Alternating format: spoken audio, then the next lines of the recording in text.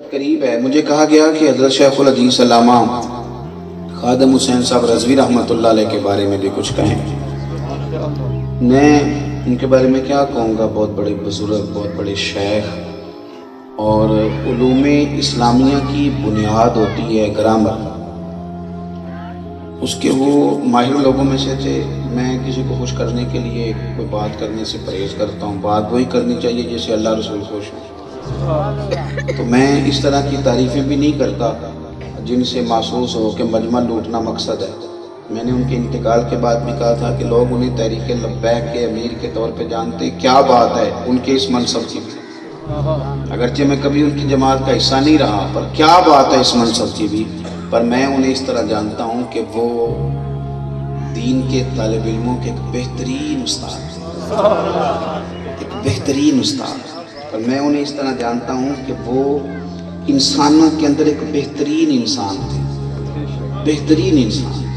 یعنی محدثین تو امام نبوی کا حوالہ دیں گے نا، ارشاد الساری اور عمدۃ القاری کی باتیں بتائیں گے، لیکن وہ عجیب انسانوں میں تھے کہ وہ اپنی بظاہر ان پڑھ والدہ کی باتیں بھی لوگوں کو بتاتے تھے.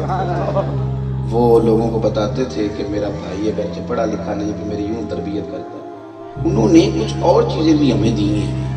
ان سے پیار کرنے والے کچھ اور چیزوں. میری ان سے پچھلے ماہ کی 24 تاریخ کو ملاقات ہوئی. وہ آئے ہمارے شہر سے گزر رہے تھے تو کچھ دیر رک گئے.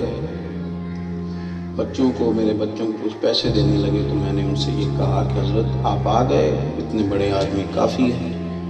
تو وہ فرمانے لگے کہ میں کوئی سیٹھ نہیں ہوں کہ میں پیسے بانٹتا ہوں. میں تو میری 400 روپیہ تنخواہ تھی اور میں مسجد میں مؤذن کی ڈیوٹی کرتا تھا. جب آپ یہ اخلاق کی پختگی ہوتی ہے، پختہ مزاج، پختہ اخلاق، سادہ اور وزادار آدمی، ان کی زندگی سے اور بھی آپ بڑا کچھ سیکھ سکتے ہیں. انہوں نے ہمیں اور بھی بہت ساری چیزیں دی ہیں، اور شوق تھا انہیں لوگوں کو علم دین پڑھانے کا.